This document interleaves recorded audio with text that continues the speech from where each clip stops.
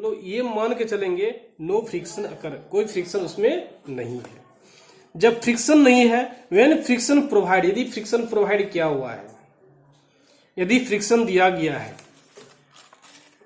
किसमें, उसमें जब फ्रिक्शन दिया रहेगा तो कितना आउटलेट रिलेटिव वेलोसिटी होगा, CR0 K इंटू CR1 होगा। और K क्या है, ब्लेड वेलोसिटी कोफिशिएंट। K क्या है, ब्लेड वेलोसिटी कोफिशिएंट है। K को बोलते हैं blade velocity coefficient.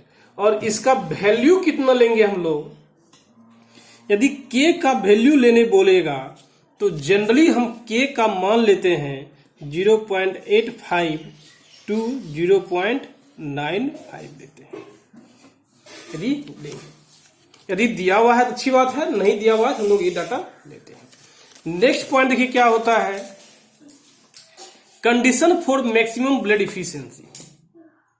Means blade efficiency maximum कब होता है वो देखेंगे हम लोग। देखिए कब होता है मैक्सिमम, ब्लेड इफिशियंसी मैक्सिमम होने का कंडीशन है, एजम्पशन है, जो एज्यूम करते हैं वो क्या है। सबसे पहला एजम्पशन है थीटा इक्वल टू 5 होना चाहिए, मीन्स ब्लेड्स आर सिमेट्रिकल होना चाहिए। पेन छोड़ दो, दूसरे पेन से खेलो। तो क्या है, ब्लेड्स आर सिमेट्रिकल, ब्लेड क्या होना चाहिए, सिमेट्रिकल होना चाहिए।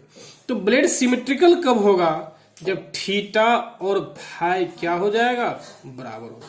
यदि एग्जाम में पूछता है ब्लेड इफिशियंसी मैक्सिमम कब मिलेगा, तो हम लोग आसानी से बोल सकते हैं थीटा इक्वल टू 5।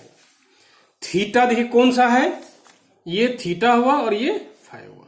जब ये दोनों एंगल क्या है, इक्वल हो जाएगा। देखिए थीटा क्या है, entrance angle of moving blade है और exist angle of moving blade है।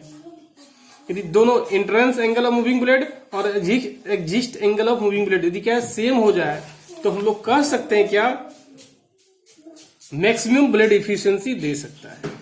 लेकिन मैक्सिमम ब्लेड इफिशियंसी देने का सिर्फ एक कारण ये भी नहीं है, एक दूसरा भी है, ब्लेड्स आर स्मूथ। ब्लेड क्या होना चाहिए, स्मूथ होना चाहिए। स्मूथ मीन्स क्या, ब्लेड के ऊपर फ्रिक्शन नहीं होना चाहिए। जब ब्लेड के ऊपर फ्रिक्शन नहीं होगा, इसका मीनिंग क्या है, रिलेटिव वेलोसिटी ऑफ एंटरिंग और आउटरिंग क्या होता है, इक्वल होना चाहिए। ये देखिए क्या, CR1 CR0 आपको पीछे बता चुके हैं। एक कंडीशन कब का है, फ्रिक्शन नेगलेक्ट का कंडीशन। फ्रिक्शन जब हम लोग 0 मानेंगे उसमें कंडीशन है। इसलिए हम लोग ब्लेड जो बनाते हैं वो हाईली फिनिश्ड सरफेस का ही हम लोग बनाते हैं। अब देखिए इफ फ्रिक्शन गिवन, यदि फ्रिक्शन दे दिया जाए तो K का वैल्यू हम लोग उस समय लेते हैं कितना, 0.85 टू 0.95, जो कि पहले बता चुके हैं। अब देखिए क्या है, जब ये सारा कंडीशन अप्लाई करेंगे हम लोग इफिशियंसी ऑफ ब्लेड के ऊपर, जब ये दोनों कंडीशन थीटा इक्वल टू 5 और CR0 equal to K CR1 लाएंगे, हम लोग लिखेंगे, ये कंडीशन अप्लाई करेंगे इफिशियंसी ऑफ ब्लेड के ऊपर। क्योंकि इसका डेरिवेशन क्या है, बहुत ही लंबा है, जहां तक मैं सोच पा रहा हूं, और ये क्वेश्चन जनरली आती नहीं है। लेकिन यदि आप ये कहेंगे सर बता दीजिए ये डेरिवेशन कैसे आया, तो हम नेक्स्ट लेक्चर में कल न्यूमेरिकल समाप्त होने के बाद हम जरूर बताने का कोशिश करेंगे और हम बता देंगे। तो देखिए ये जब कंडीशन अप्लाई कीजिएगा थीटा और फाई का इसमें ब्लेड इफिशियंसी में, तो वो प्राप्त होगा क्या, 4 into CBL/C1 cos alpha minus CBL/C1 का होल स्क्वायर, ये प्राप्त होगा।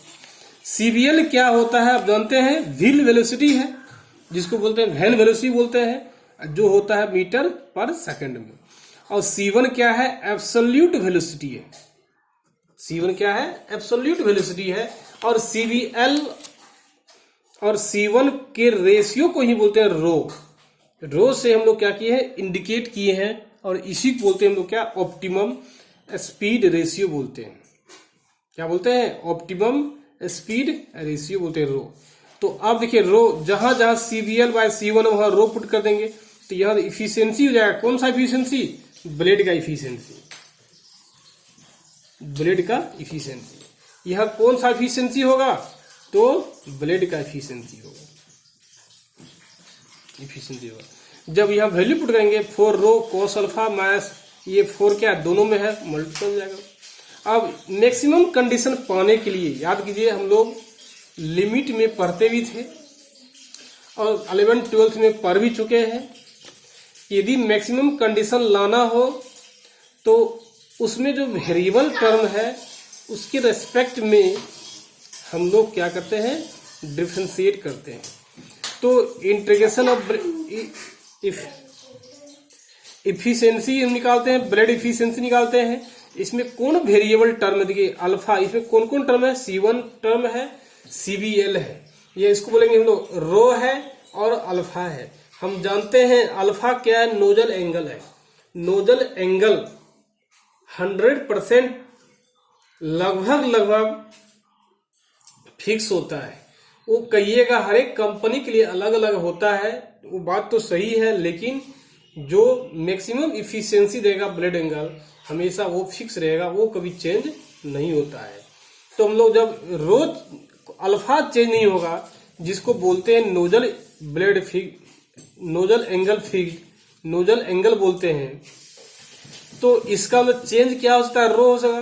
तो हम लोग इफिशियंसी और ब्लेड को रो के रेस्पेक्ट में डिफरेंशिएट करेंगे और उसको 0 बराबर पुट कर देंगे। जब डिफरेंशिएट करेंगे तो 4 रो है तो ये हो जाएगा 4, रो तो हट जाएगा, डिफरेंशिएट करेंगे तो जानते भी है डिफरेंशिएशन में -8 हो जाएगा, 8 रो हो जाएगा। जब इसको हल कीजिएगा ये हो जाएगा रो बराबर कोस अल्फा बाय 2, तो रो बराबर कोस अल्फा बाय 2 हो गया। ये कंडीशन है for maximum blade efficiency speed ratio का कंडीशन ये है। मीन्स यदि आप बोलते हैं इफिशियंसी जो है ज्यादा मैक्सिमम होना चाहिए तो ऑप्टिमम स्पीड रेशियो कितना होना चाहिए, कॉस अल्फा बाय 2 होना चाहिए। तो हम लोग बोल सकते हैं मैक्सिमम इफिशियंसी प्राप्त करने के लिए ऑप्टिमम ब्लेड रेशियो कितना होता है, कॉस अल्फा बाय 2 होता है। तो अब देखिए कभी कभी क्वेश्चन पूछता भी efficiency of blade maximum of D level turbine भी इसको बोलते हैं, क्या होता है, cos alpha by 2 maximum efficiency होता है। नेक्स्ट पॉइंट देखिए क्या है, जब इसको इफिशियंसी ऑफ ब्लेड रखिएगा, इफिशियंसी ऑफ ब्लेड रखिएगा, वैल्यू पुट कीजिएगा किसका, रो का, ये हो जाएगा कॉस क्या था, वही था ना 4 क्या देखिए ये था ना 4 रो कोस अल्फा माइनस 4 रो स्क्वायर। तो 4 रो का वैल्यू क्या है, cos alpha by 2, cos alpha by देखिए 2 है,